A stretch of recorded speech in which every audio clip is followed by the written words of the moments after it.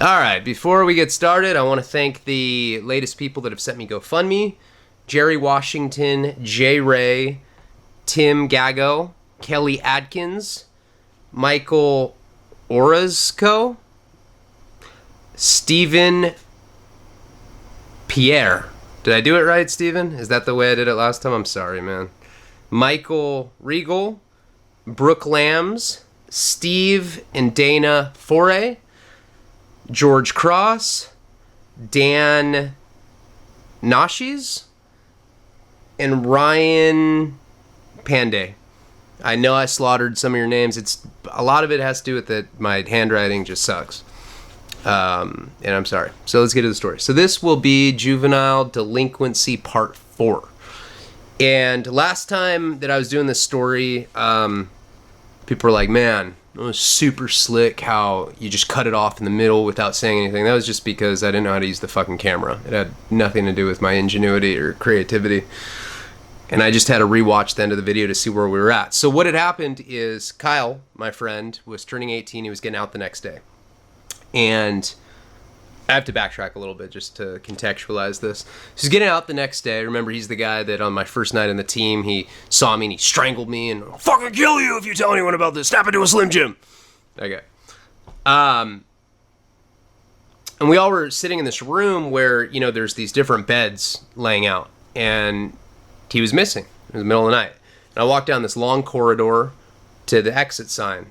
You know, there's an exit sign in front of the door. And usually there's like an alarm on that door. So it's never open, but it was open, and I went out there and I saw him smoking a cigarette with the night staff. When I went out there, they were pissed off. Get in your room. I was like, okay. So I go back into my bed. About 5 minutes later, one of the night staff comes up to me, and he just goes, I'm like, who, me? But I'm the only person in there. So I go with him, and I go back down this corridor, and I go outside. And he hands me a Marlboro Light. And he goes, smoke it. I'm like, okay. So I just sit there. I remember how gratifying that cigarette was. I was just sitting there enjoying it so much. Probably hadn't smoked a cigarette in like 3 or 4 months. And smoked the cigarette. I flicked it on the ground, stomped on it, and he said, go back to your bed. I said, okay, cool. So the next day Kyle was leaving, and you know, these night staff that this is in like desolate Utah, so it's like not the best quality of people working at the graveyard shift at programs for troubled adolescents. Definitely Hicks. I remember there was one named Brandon Allen, classic WWF fan. This guy was classic. He wore the WWF ring on his middle finger. 36-year-old virgin, you know, that kind of guy. And we'd always give him shit. This guy was like, yeah, and I'm not talking shit on wrestling. That's not what I'm saying. I'm just saying this is like the quintessential WWF fan that, you know, travels the world going to WWF shows. He probably saves up his entire paycheck just to be able to fly to Minneapolis to go see some WWF show that night. That's what kind of guy this is. Never dates anyone. No social life, no friends, WWF, graveyard shift. And that's this guy's life. He was one of the ones that worked there. And the rest of them were just these weird Utah Hicks. We called them Utards. You know. And so the guy that had given me the cigarette, he's like, hey, man, you ain't gonna, like, tell no one about this, are you? I'm on P-roll. That's what he called parole. I swear I'm not. That's not just like an added detail. He called parole P-roll. I'm on P-roll. And I'm like, that depends on you, man. He's like, what's that supposed to mean? I'm like, it means that I need a carton of Camel Turkish Jades. I need it delivered here by tomorrow morning with 2 lighters. God damn, are you blackmailing me? I'm like, well, I believe it's extortion, but yeah, tomato.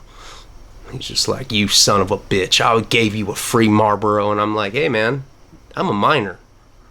That's a criminal charge. I don't think your P-roll officer is going to be happy about that. And he was livid. He goes, you'll have it tomorrow. I was like, all right, cool. So the next day, sure enough, he brings it to me in a pillowcase. A carton of Camel Turkish Jades. This was in 2001. Camel Turkish Jades. There were the menthol. Back then, I smoked Camel Turkish Golds, but they had just come out with this like new menthol, and I saw it advertised in all the magazines, and I want to try it.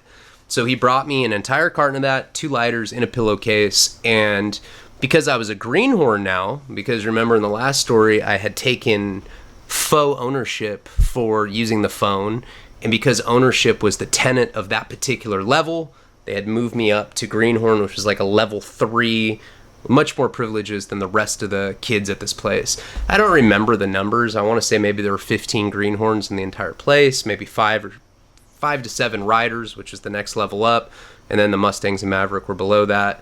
And as a greenhorn, I could go around the property of this ranch. It was a huge ranch.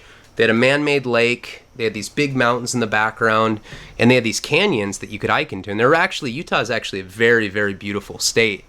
And so if you're a greenhorn, you can go just walk around by yourself. We could like go hiking into the canyons, and we did that pretty often.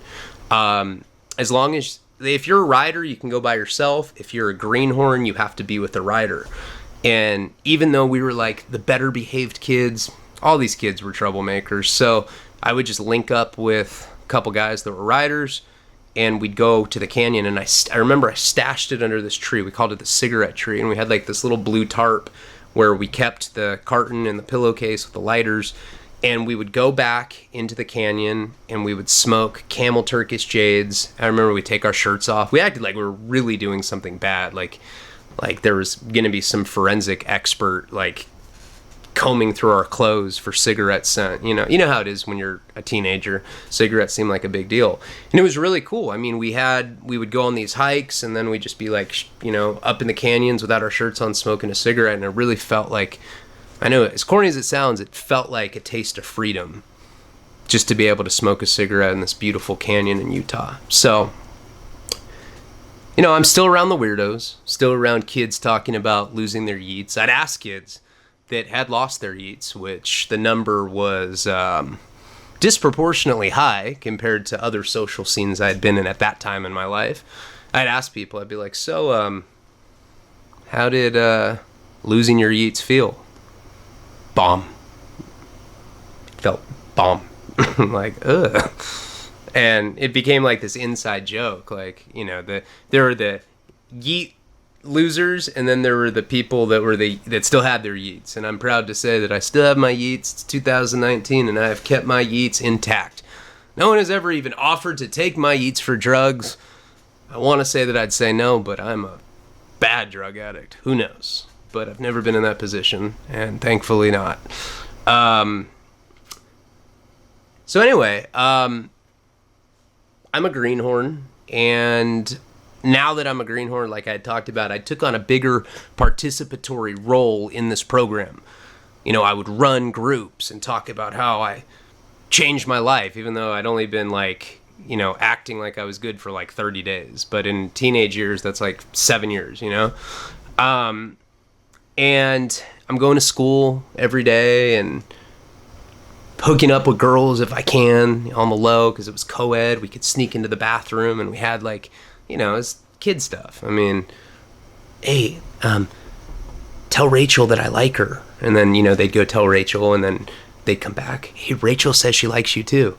Hey, ask Rachel if I can finger blast her tomorrow at school around 2:00. Come back. You can. I'd be like, yes. And that was, innocent stuff when you're that age.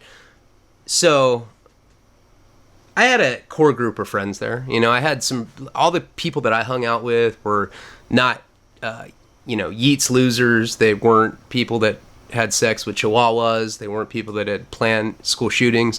They were similar to me, druggy kids, getting in fistfights, getting expelled from school, out of control.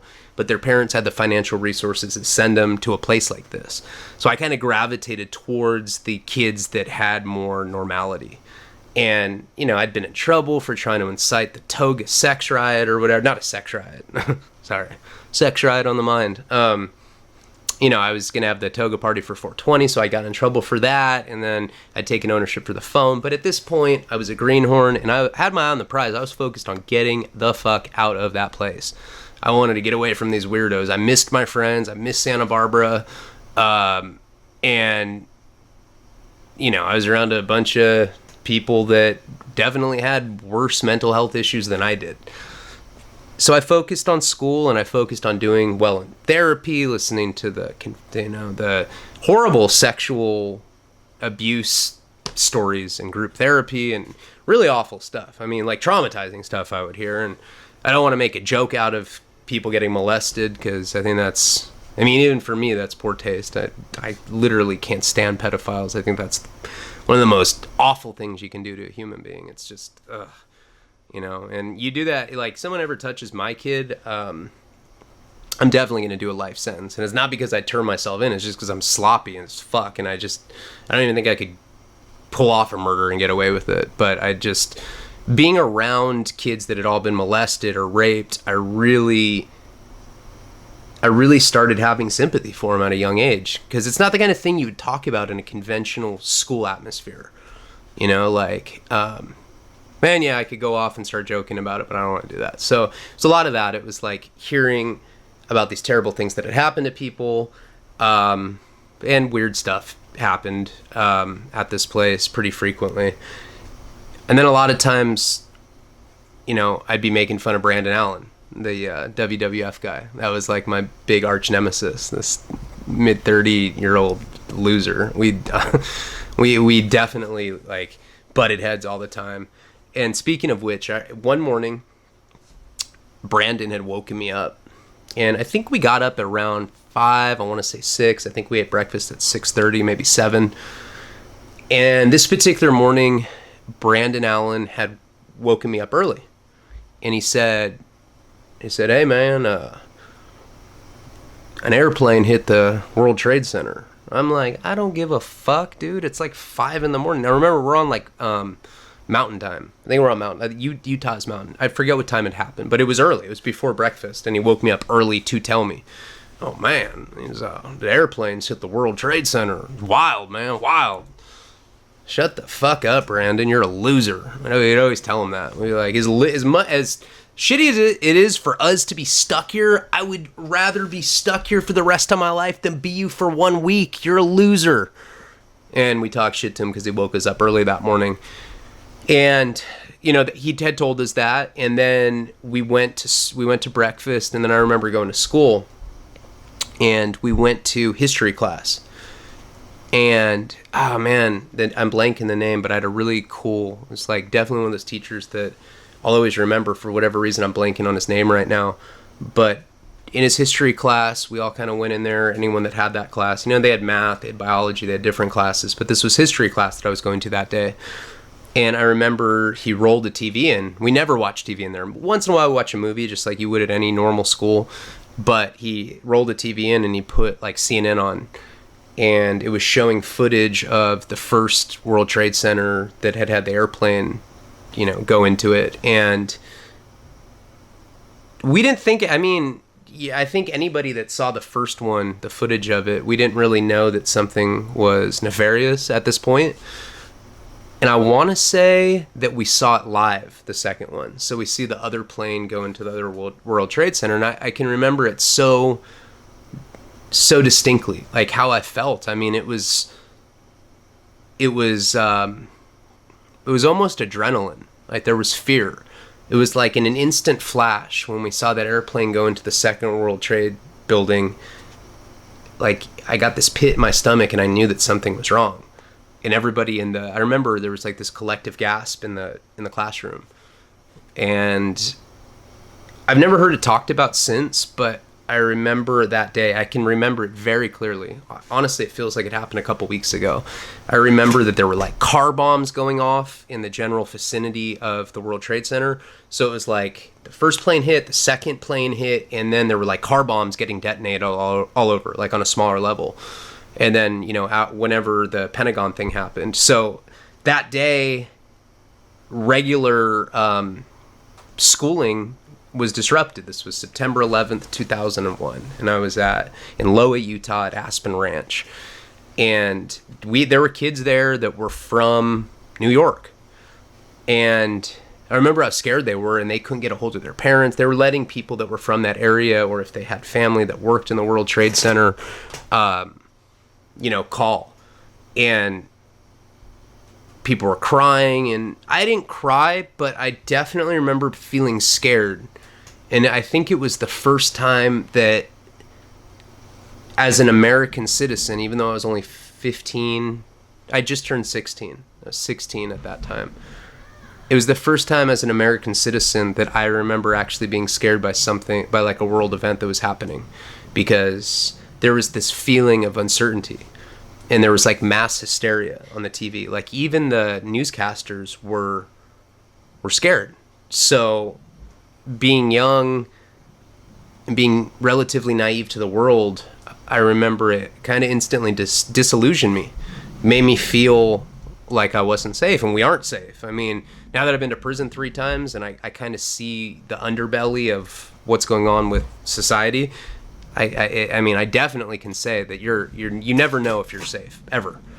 There's a lot of psychopaths out there, but that was the first time that I'd felt like that on a world stage. And it was really cool, and I'm mad at myself because I'm blanking on this guy's name. But I remember right then, he said, I want you guys to write yourself a letter, and you're writing yourself in the future. And I want you to put down what your feelings are for what you had just seen, because he knew that 9/11, he had the foresight, obviously, to know, he's a history teacher, he knew how historically significant this event was. So he had us write a letter to ourselves to express our feelings about it. And he said that he was going to send it to us in 10 years. So in 2011, he was going to send it to us. And I remember some of the stuff that I wrote. I talked about like certain girls that I was fucking in high school and like doing all these inside jokes. Hey, Ryan, this is the 16-year-old Ryan writing you. And yeah, you fucked this girl. Hey, don't forget about this. And remember when you got in a fight with so-and-so? And I remember it being kind of silly. And then talking briefly about how I felt about what I had just seen on TV. And he has put our parents' address on it. And he said, I'll send it to you a decade from now. Sure enough, in 2011, I was in prison. I was at FCI Oxford in Wisconsin. I was in federal prison. And my dad said, hey, I got a letter from some teacher in Utah. But what's really weird about it is the handwriting is your handwriting. Like, my parents' address was written in my handwriting, and then he had put a return address on it. And he's like, but you're in prison. How weird. And I'm like, wow, that was a letter that I had written myself on 9/11. My history teacher had me do that, and he said he'd send it 10 years later. I guess he really did. And my dad's like, wow, that's really cool. He's like, what do you want me to do with it? I said, just save it in your safe deposit box, and someday I'll open it. And I remember getting out of prison in 2013, and my dad gave me that letter, and he said, do you want to open it? And for whatever reason, I said that I didn't. I wanted to save it for a special occasion. I think what I'm going to do is I think that in 2021, when we're at the 20th anniversary for it, I think that's when I'm going to open it on 9/11, and just to see what I'd said. I think it's really cool that he did that. I never forgot it. And obviously 9/11, I don't know, I'm sure a lot of people that watch this are my age, and I know there's people that were younger. There's probably people that watch this who were born after 9/11. Maybe, they were too young to remember it, but it was a significant moment, and I'll never forget that day.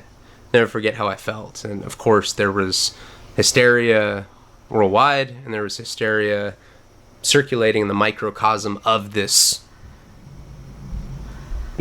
residential treatment center, whatever you want to call this place, this weird place that I was sent away to, where kids were losing their yeets in epidemic rates, So anyway, that happened, and it was a big moment.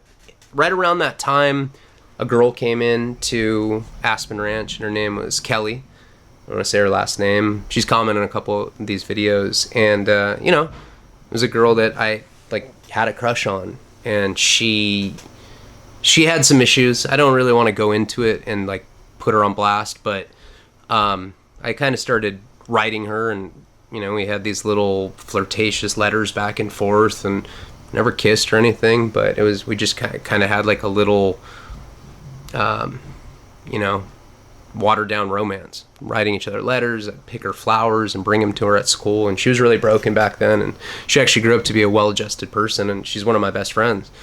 The video that I was gonna do with Paul was about me and him doing drugs and going cross country to where she lives to meet up with like my long lost love from Aspen Ranch, but it never worked out. Now she has kids, and I'm in love with my girl, and we're just platonic friends. She's like a sister to me now, but I met her during that time.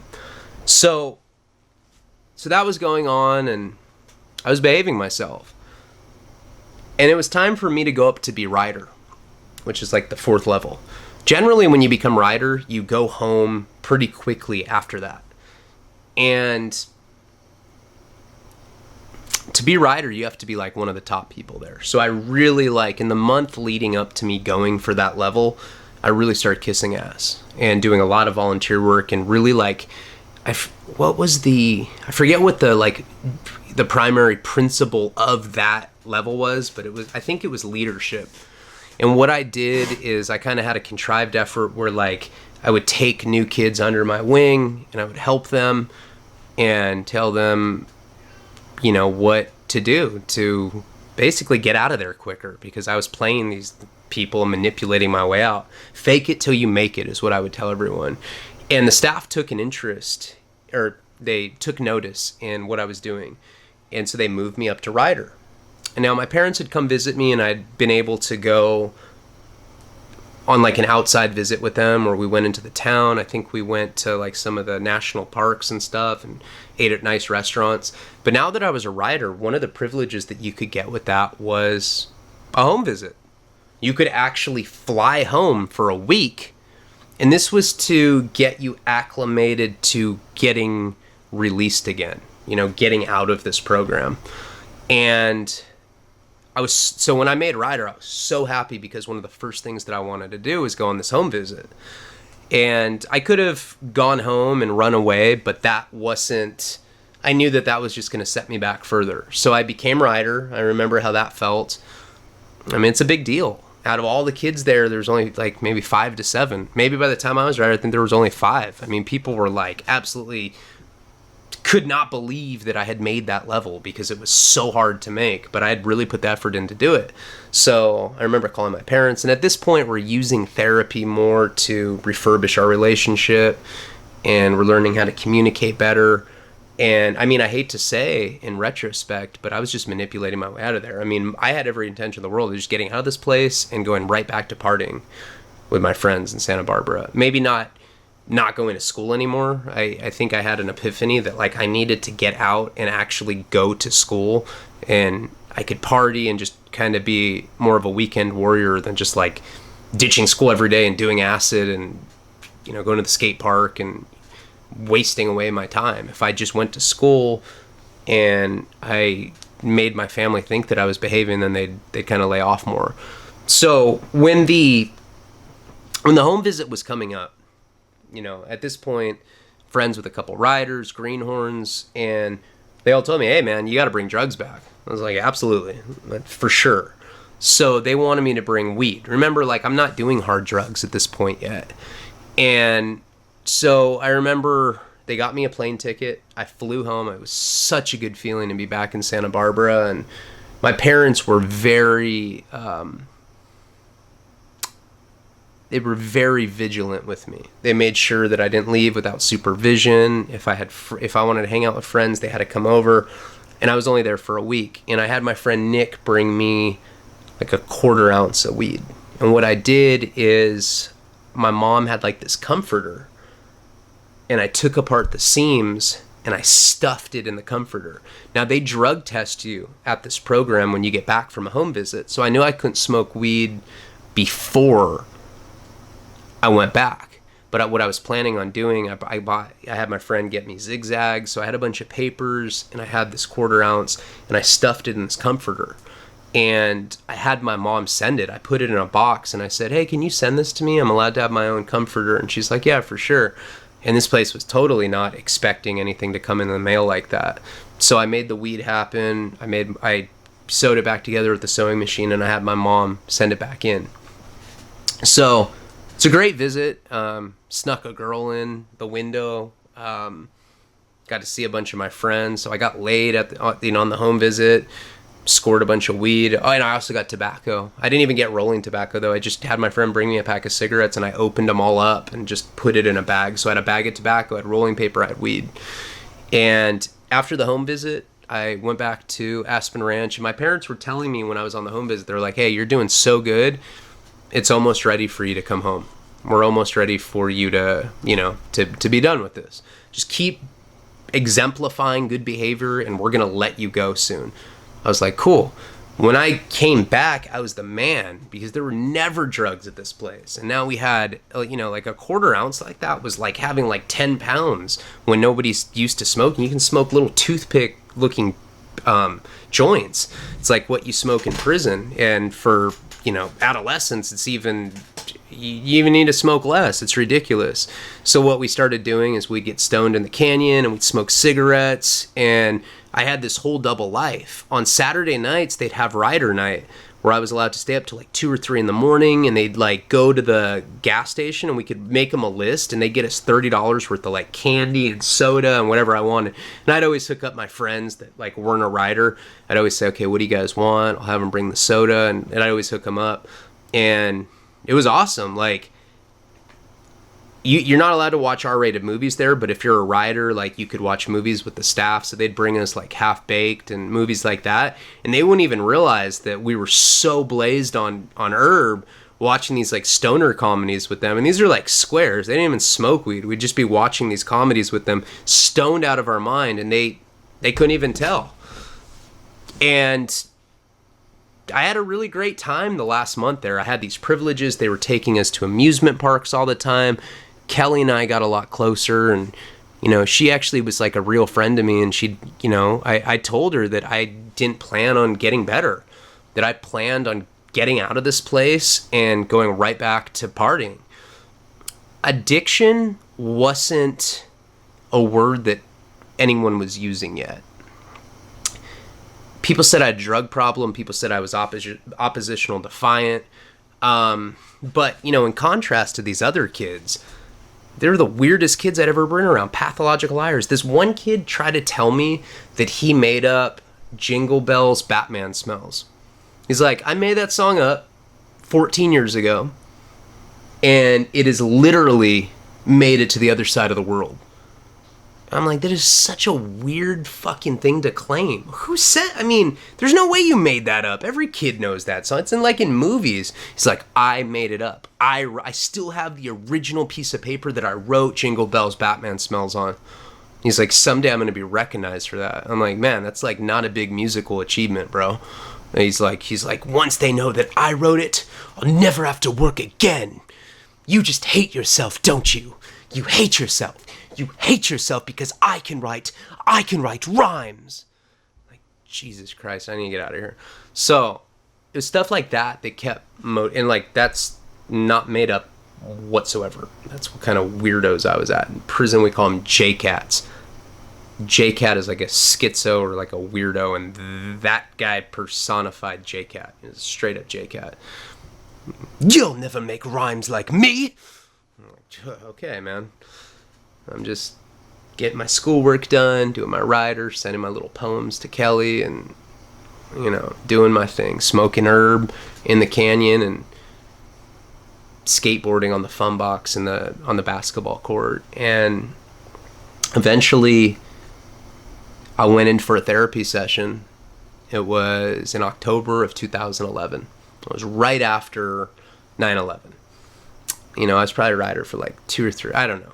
How no? I know that I was a rider when I left. I don't know the period, but it was like the end of my stay there. I was a rider, and I went in for a therapy session, and the therapist was usually a dick, He was a bald guy. You know what I mean? Nah, I'm just kidding. That doesn't mean anything. But he was like some asshole. He was like the kind of stepdad that I've had friends that have had stepdads like this. The kind that coaches little league, but he does it like because he's pussy whipped on the mom, not because he likes the kid. So he's like goes to coach little. He's okay, honey, I'm going to coach little league, and then he'll be like, "Hey, you little bitches!" While he's like smoking cigars. There's a ton of people like that. That's how my therapist was. But this time he was smiling. He's like, "Ryan, good news for you." I'm like, "What?" And he just hands me a ticket, and he's like, "Here, this is an airplane ticket. You're going home, man. Congratulations." I'm like, "No way." And I was all set to fly on October 30th, 2001. Then at the last minute, my dad said, "Hey, I'm going to come pick you up personally." And I was so happy. I'd been in the program for like 9 months or so, and I'd been away. And back then, 9 months felt like a really long time.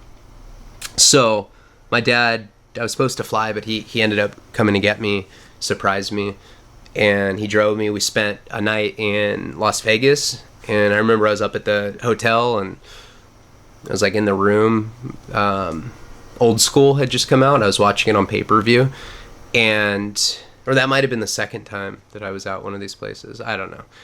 I've been to so many of these places, but I remember I was up in the room. My dad called me. He's like, "Hey, I'm in the jacuzzi with DMX right now. Come down."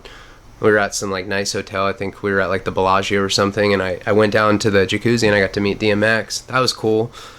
And then the next day it was Halloween, and I went back to Santa Barbara, and I remember there was a football game, and people hadn't seen me for a long time. And in high school years, 9 months is a really long time. And I remember my parents let me go out. I went to the football game, and then I went to a party, and I got completely shit-faced first night out. Came home drunk, and my parents were pretty pissed off about that.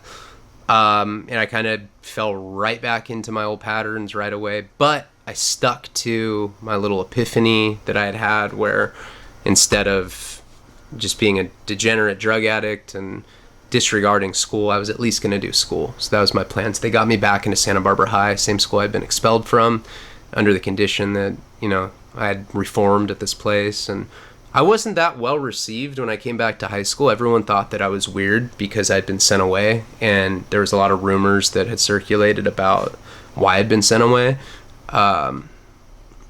People were saying all sorts of weird stuff about me that, had like all these, I was like a schizo, and that like I heard voices, and I still had like the same friends that I had before, but there were definitely people that were weirded out by the fact that I've been institutionalized already at this point. And one night, so now I'm 16, and one night I go to a basketball game at Santa Barbara High, and there's some older girls there. They were like probably seniors, and I was a sophomore now. And they're like, "Hey, Ryan, you want to go smoke a cigarette with us?" I was like, "All right." And we left the gymnasium place where they were playing, and we went out to the football stadium outside, and I went and I sat up on the bleachers with them. We were smoking a cigarette, and they took out this little black device. It's a bullet for snorting coke. I'd never seen one before. And a bullet is like this big, and it has like a little crank lever on it, and you can crank it, and it has like this rotating mechanism inside of it, and it scoops up a bump of coke, and it looks like a bullet you put in a gun, and you just put it up to your nose and you do it. And they were doing that, and I was just kind of watching them. I don't even know if I knew that it was cocaine. I think I'd snorted like Vicodin and other worthless stuff that high school kids snorted up at that point, but I'd never snorted cocaine. That was like a little more hardcore, and I hadn't even really been around it. They're like, "Hey, do you want some?" And I said, "Yeah." So they give me this little bullet, and they're just like, put one finger on your nostril and snort. So I snort it, and that was literally life-changing for me. That was, from that moment on, I was a cocaine addict. Like, it was like you'd see in some cautionary anti-drug video. I did like one line, and I'm like pawning my parents' furniture like a week later. Like, I became a fucking bona fide crackhead from the first bump of cocaine. And what it did to me is it gave me euphoria. it gave me confidence that I'd never, I've been to AA meetings and people are like, that first drink, man, it's like my entire life. I say in Wasting Talent, it felt like my entire life had been drafty, and it was like getting a blanket. That's how I described heroin. It was like your entire life's drafty, and then you put a blanket on, and all of a sudden you feel warm and comfortable. And I was describing heroin when I said that, but I also felt that way about cocaine. All of a sudden I had confidence. I hadn't had confidence up until this point. I was very, very insecure. Most people are insecure in high school, but my insecurity, at least to me, felt really severe. And that bump of cocaine made it go away instantaneously. And, I remember just talking, how people get on coke, like, yeah, I wanted to play, professional baseball because I was so good at t-ball when I was a kid. And then like, I met this other guy and he said that I was really good at t-ball, but I wasn't that good at t-ball. I just thought that I was good at t-ball. And then like, I decided that I was just better at video games. I'm better at playing like baseball video games. You know what I'm talking about? You know what I'm talking about? Hey, do I look hot in this hoodie? Hey, how do I look? How do my eyes look? And then you come down and you're like, oh my God, that's so embarrassing. And you like never want to, that's the worst when you're like at a party and like you see a group of people going into the room, like a bathroom, and you know that they're doing blow, and you kind of just like follow along and like weasel your way in, and you guys have all this like crazy, like, dude, I love you so much. I love that scene in Boogie Nights where she's like, will you be my mom? Are you my mom? You're my mom? When Julianne Moore's just like all coked out and tripping. I think that's very accurate. Paul Thomas Anderson did a great job with that. But, coke really worked for me. I never liked weed. Weed is one of those drugs that always amplified my insecurities instead of quelling them. It's the kind of thing where like I'll smoke a blunt with a group of people and then I'll get all inside my head and I'll say something and I'll be like, I'll start thinking, I'll be like, is what I just say sound cool? And then I'll just kind of like be in my head like thinking if what I said sounded cool or not. And I don't think like that if I don't smoke weed. I hate weed. I smoke weed every day, just at night, but I only do that to decompress right before I go to sleep. Like I never smoke and drive my car and never smoke around my kid. I'm pretty responsible with it because I do not like weed. And, in high school, that's what everybody's doing. It's like accessible and it's like free all the time. So it's like the most commonly used drug. And so that's why I did it so much. I was a pothead in high school, but only because it was so accessible. But as soon as I found cocaine, I really liked it. I never liked drinking either. I mean, we'd always play these wild drinking games that were super fun. And when we were little juvenile delinquents, my favorite game back then was called Edward 40 Hands. And we would get Mickey's 40s and we would get duct tape. And we would duct tape the 40s to our hands. And you're supposed to, we have instructions where you can't take the tape off until the person finishes both 40s. So you have these 40-ounce drinks duct taped to your hands. And what's so funny about it is people always piss their pants. People always play Edward 40 Hands when they're already wasted. So you see people looking all, disabled with their little 40-ounce drinks and they're pissing their pants. It's hilarious. So I would drink like when I was partying like that, but I didn't like it. It didn't do what cocaine did for me. Opiates later would do even more for me, but cocaine was like my first love. And right around the time that I did it for the first time, one of my friend's older sister was dating a Southsider. Bomb ass I know, fool. And he got really good cocaine. This is 2001, post 9/11. I heard that the cocaine before 9/11 was better, and this was probably still part of that batch before border security had been bolstered because of 9/11. So cocaine back then was really good. It was like soft. It wasn't hard. The stuff they have now where it's like hard and it's hard to like break down into powder, and then you come down after like 30 minutes and you have to do lines like this big and people like that big, and people sell 8 balls for $120 is not real cocaine. Real cocaine should be like $300 for a ball. It should be $100 a gram, $150 a gram. I can get an 8 ball right now in LA for like 60 or 70 bucks, but it's not good coke.